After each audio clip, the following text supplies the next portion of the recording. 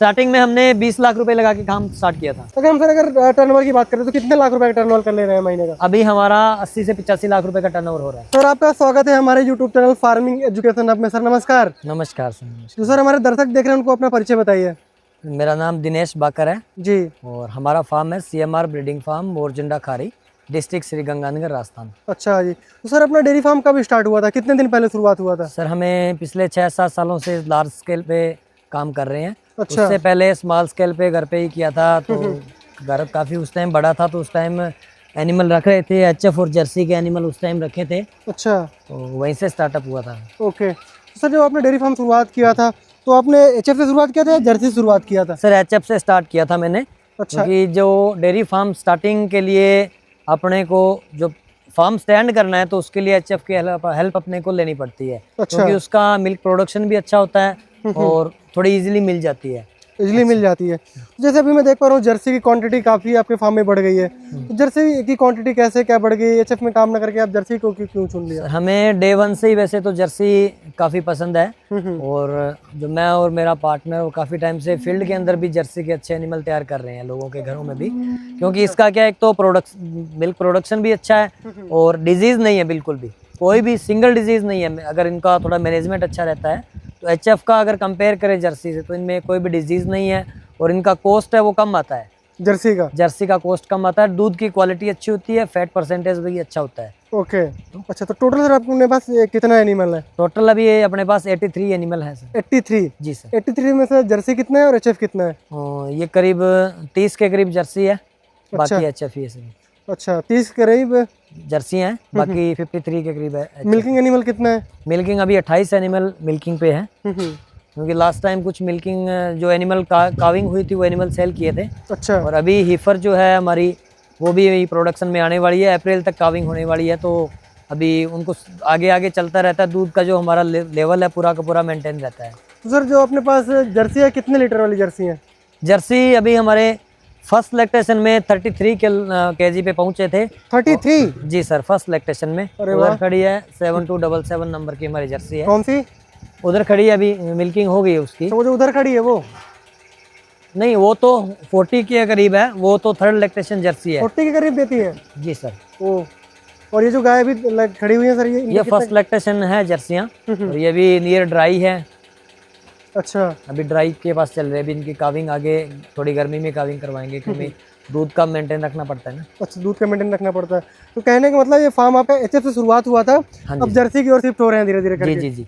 ये first lactation Jersey है, अभी काविंग होगी, इसमें 20-25 दिन पेंडिंग पड़े हैं। अच्छा। ये RCBA के सेकंड एडिशन में 3rd पोजीशन पे आई थी। अच्छा। हालांकि अपने काफी एनिमल उधर 2 HF के और जर्सी फर्स्ट भी आए थे, ये 3rd पोजीशन पे रही थी अभी। उसमें अच्छा। मिल्क टीथ है अभी, ये मिल्क टीथ है जी, मिल्क टीथ कैटेगरी में ये 3rd पोजीशन पे थी। क्या बात है भाई, क्या बात है। कहने का मतलब जर्सी में ही मुकाम हासिल करना है। हाँ, कोशिश तो यही है, बाकी तो देखो।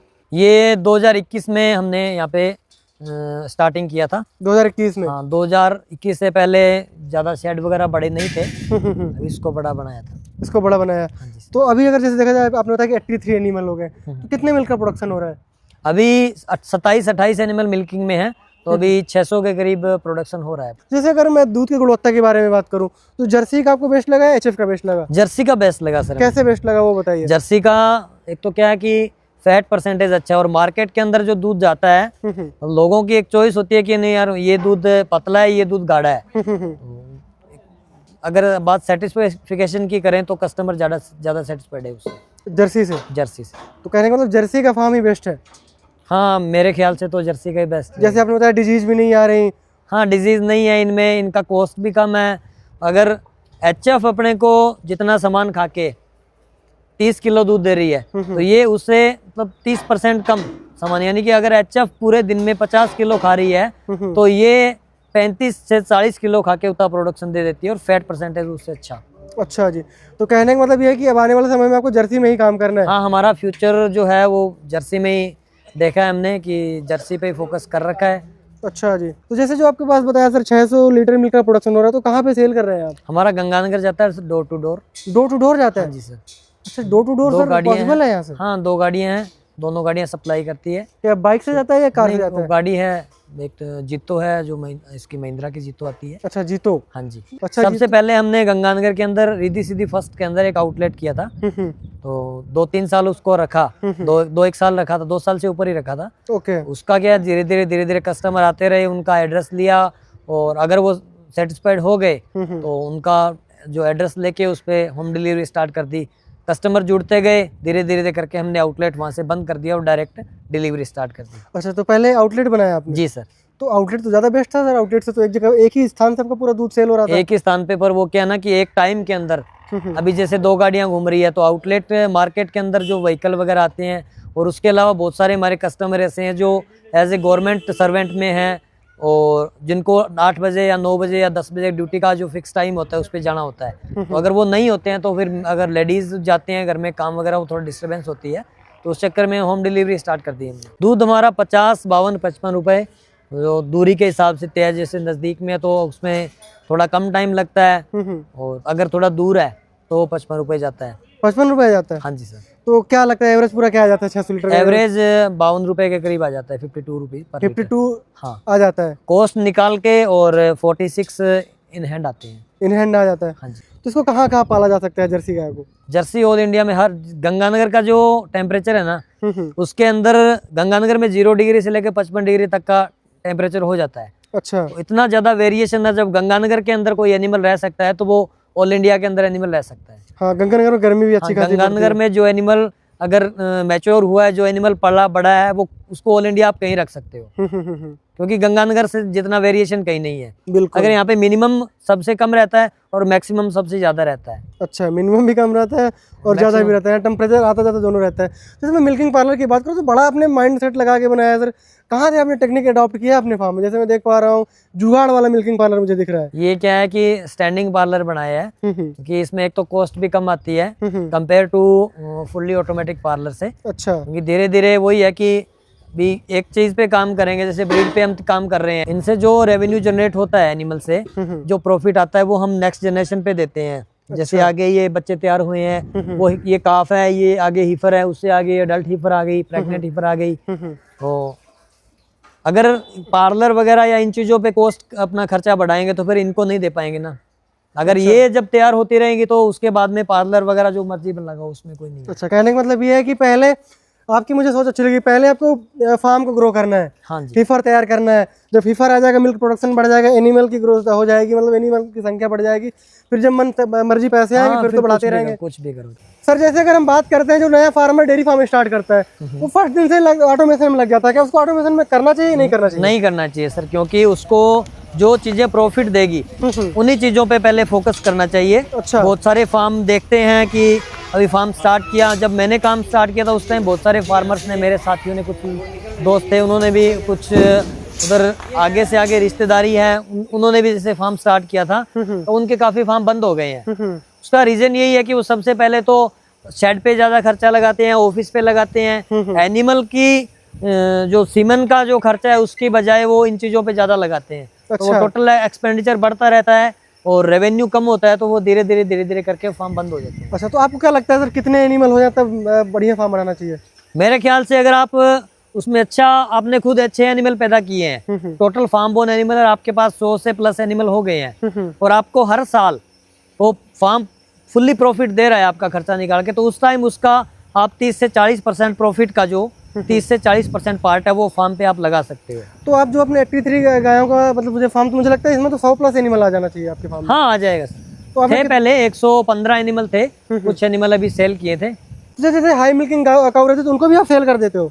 हाँ, जाती है सर। क्यों, इसका रीजन क्या है? जैसे तो रीजन आगे वाली जनरेशन, हर साल हमें एक नई जनरेशन लेनी होती है। अच्छा, एडवांस जनरेशन में काम कर रहे हैं आप, कि ओल्ड जनरेशन में वर्क नहीं करना। तो उसमें अभी जैसे वो तो आ गई, उसका प्रोडक्शन भी ले लिया, उसका आगे ब्लड लाइन भी अपने पास चल गई, आगे उसके बच्चे भी आ गए, उसके बच्चे प्रोडक्शन में ही आ गए, तो फिर इससे ज्यादा एनिमल तो रखना नहीं है ना एक बार। अच्छा, जो आपने सर फार्म बनाया था लगभग कितने रुपए का फार्म आपने स्टार्टिंग में तैयार किया था?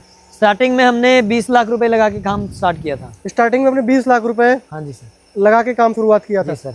एक और 20 लाख रुपए कब लगाया था? 10 गायों से स्टार्ट किया, 2020 के अंदर लगाया। 2020 के अंदर आपने 20 लाख लगाया? हाँ जी सर। अच्छा जी, तो ये फार्म 2021 में आपने शिफ्ट किया, इसके पहले कहीं और फार्म था अपना? उसके अलावा घर पहले प्लॉट खुला ही था तो वहाँ पे रखते थे।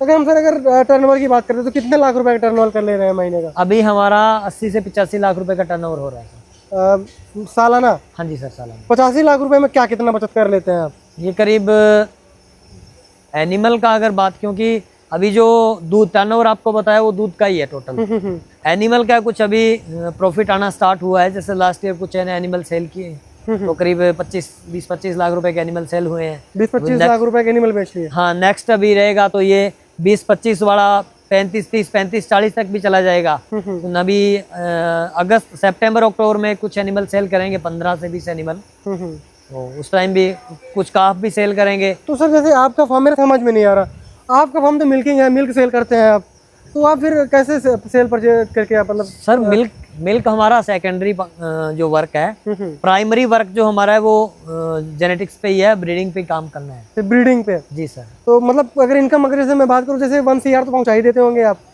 हाँ जी जैसे सर। 80-85 लाख रुपए अब रहता है सर 1 CR से। 1 CR तो आपको बचत कितनी हो जाती है, थोड़ा वो हमको बताइए कुल शब्दों में। ये करीब सालाना, अगर वैसे तो टोटल हमने कभी प्रॉफिट निकाला ही नहीं है, क्योंकि वो यही देती है और इन्हीं को हम लौटा देते हैं। नहीं फिर भी मान लीजिए जैसे दूध का पैसा आपने अच्छी ब्रीड तैयार कर रहे हैं अपने फार्म में, फिर भी एक साल में 20 से 25 लाख रुपए का प्रॉफिट है।